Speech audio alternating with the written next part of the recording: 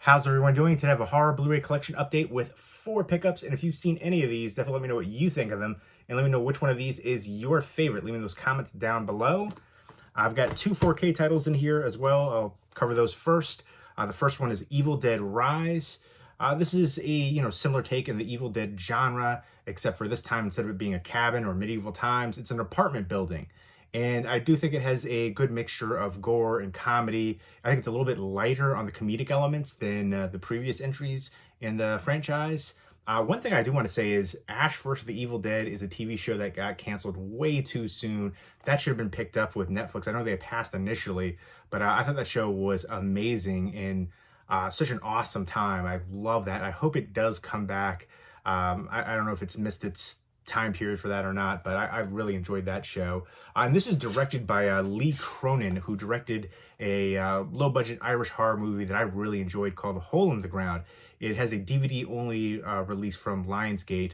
It's about, Irish mythology and like changeling doppelganger characters, where this little boy is, goes missing, and then people think that maybe he's not who he is. He's a changeling character. I really enjoy that for, low budget horror. But let's get back to this one. I'm looking forward to seeing what he does in the future, directing wise. But I thought there were some gory moments in here, some awesome moments, some good thrills and tension and just crazy scenes. That being said, I think it's my least favorite in the franchise. I definitely prefer the remake over this one right here. I thought that was just really brutal and gritty, and I feel like more grounded in, some of the things that could happen, why they went to the cabin, grounded in more reality in modern times and stuff like that. But yeah, this one to me was enjoyable. I could definitely see myself rewatching it again. Again, it had some freaky scenes, some gore. I just wanted a little bit more from the comedic elements, which we come to expect. Although again, the remake didn't really have that either. That was more serious and not quite as, comedic as the first 3 entries. But I still enjoy this one, and I thought it was a good entry, and even though it was my least favorite, I still like it. So I'm looking forward to seeing what else they do in the future. If they're going to do another series, if they're going to do another film, I'm going to be into it. So far, they've all been good for me. Also, let me know, do you think Evil Dead 2 is essentially a bigger budget remake of the first one? I know there was something where, you can tie in the ending of the first one to the second one. But I don't know, to me, it just felt like they were just kind of using that as an excuse to, say that, kind of rationalize it. But I definitely felt like it was a bigger budget remake of the first one because it's just so similar. But I know that wasn't necessarily maybe what they're saying. I don't know if it was the initial intention or not, but I digress. Back to this. The next one is a 4K release for Transistors. I upgraded my Blu-ray because this is one of my favorite full moon horror movies, Charles Band. He directed this one. Let me know what your favorite full moon movie is.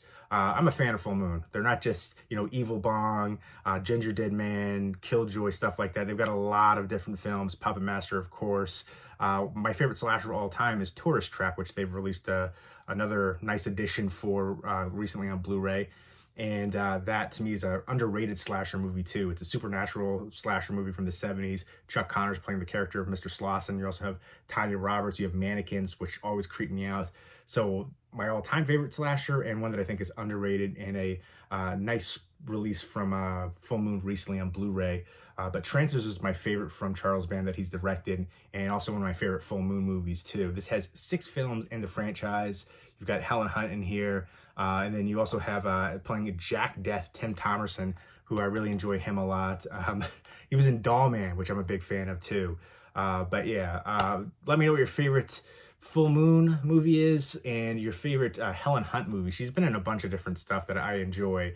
Back in the day, she was in Twister, As Good as It Gets. Girls Just Want to Have Fun, which was a movie my babysitter would always put on.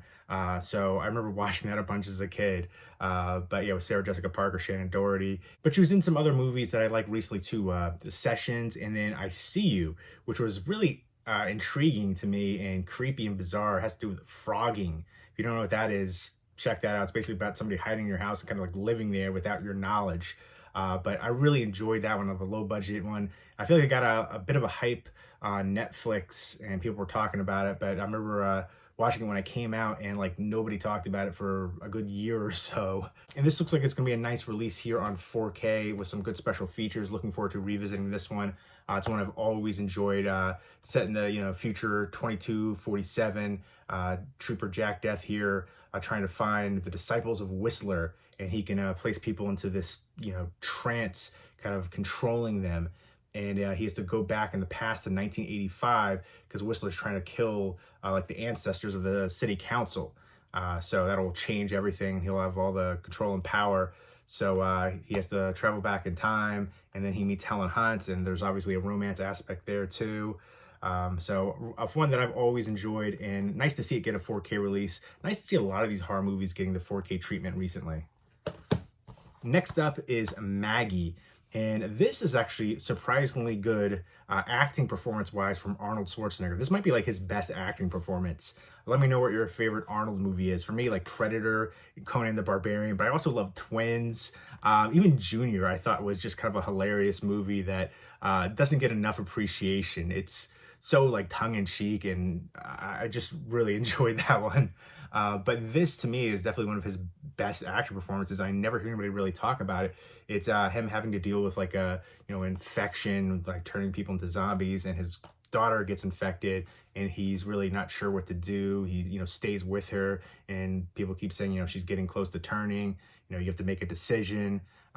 Basically dealing with humanity, morality, just that conflict too. So it just shows he can actually act, and I was really impressed. And Abigail Breslin is the daughter right here. And I like that slipcover too. Really nice sheen to it. But yeah, that was the biggest takeaway. I was really impressed with his acting. It's more the dramatic impact here, and it's dramatically paced as well. But I feel like it definitely has an emotional punch. So if you're looking for ones that are, really all about the zombies attacking people and stuff like that, that's not really the case here. It's more about the dramatic elements, and I think it's done so very well. And I always say this too, I feel like infection movies are in a different genre than zombie movies. Everybody lumps them together. I remember arguing with people before, like the 28 Days Later movie and 28 Weeks Later. Those aren't zombies. Those are infected. It's the rage virus. Danny Boyle himself, the director, said they're not zombie movies. There's a blurb on the DVD, which people like argued with me. See, it says right there. Those aren't people involved in the film. That's just somebody who has a terrible website and is lumping them together. So those are different genres. But I digress, just a mini rant there. Let me know what your favorite zombie movie is and your favorite infected movie. Next up, as an 80s slasher classic for me, it's Intruder. This is the slasher movie that takes place inside of a grocery store. I remember having the old DVD, and it's like a big thing where it says Bruce Campbell, but he's in the movie for like a minute. Sam Raimi's in here too, Ted Raimi, just, some smaller roles and stuff. But I just thought that was funny with the Bruce Campbell on the DVD and barely in the movie. But yeah, this one was always entertaining. Some great kills in here, some good thrills, trying to figure out who the killer is. And, they're picking them off one by one. These employees working at this grocery store. I think the grocery store is getting ready to close down. And one that I always remember enjoying, and a nice release from Synapse right here. This is the director's cut. But let me know what your favorite 80s slasher movie is and your favorite 80s horror movie. 80s is my favorite decade for horror, with the 70s being a close second. Let me know what your favorite decade for horror is as well. But yeah, I always remember enjoying this one and excited to add this to the collection. Yeah, some really cool kills in here, inventive. And this one even has some interior artwork, which I dig. Everybody always talks about, for like the main companies releasing horror movies, you've Scream Factory, Arrow Video, but you also have Vinegar Syndrome, Synapse, Severin, and over in Australia, you have Umbrella and Imprint, who are doing a great job, and then Second Sight in the UK. So there's a lot of great companies out there releasing physical media.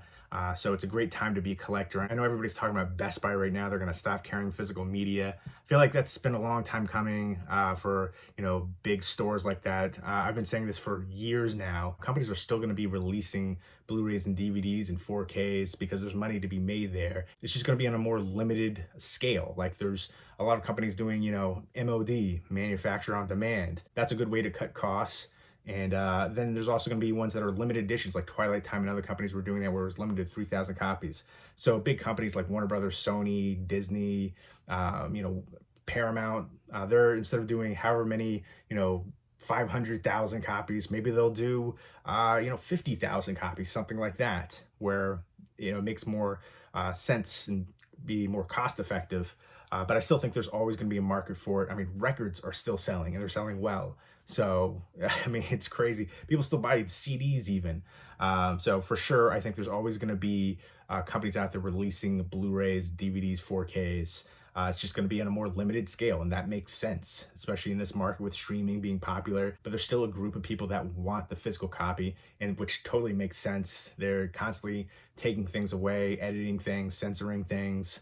So, it's smart to do this. And like recently, over here, we lost like the internet connection, and it was like a widespread one. Like my girl's family, which is 45 minutes away, they were without it for a more extended period of time. Like ours came back within a couple hours, but theirs was out for like almost the whole day.